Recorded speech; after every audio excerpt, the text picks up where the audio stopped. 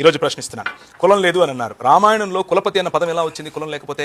రామాయణంలో బ్రాహ్మణులకు అధిపతిగా ఉన్న వ్యక్తిని కులపతి చేయాలని చెప్పి కుక్క వచ్చి మాట్లాడినప్పుడు పోయిన ఎపిసోడ్లో ఆయనే ఒప్పుకున్నారు. కుక్క వచ్చి మాట్లాడింది బ్రాహ్మణుడి పైన నేను చేశానని. కులమే లేనప్పుడు కులపతి ఎలా వచ్చాడు? ఆయన సమాధానం చెప్పాలి. మొదటి విషయం.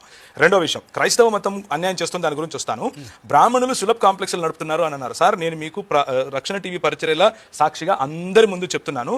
మనము నరేంద్ర మోదీ గవర్నమెంట్కు ఒక లేఖ రాద్దాం. బ్రాహ్మణులకు రిజర్వేషన్ కావాలి, వారు సులభ్ కాంప్లెక్స్లే నడుపుతారు ఇప్పటి నుంచి అని మేము రెడీ. మీరు ఒప్పుకుంటారా? మీరు ఒక స్టేట్మెంట్ ఇవ్వాలి. ఇప్పుడు బ్రాహ్మణులు సవర్ణులు సులభ్ కాంప్లెక్స్లే నడిపిస్తారు ఇప్పటి నుంచి. వారు చాలా పేదవాళ్ళు. మిగిలిన వాళ్ళందరూ ఐఏఎస్లు అవ్వాలి. ఏం సార్? మిగిలిన వాళ్ళందరూ ఐపీఎస్లు అవ్వాలి. బ్రాహ్మణులు సులభ్ కాంప్లెక్స్లే నడపాలి.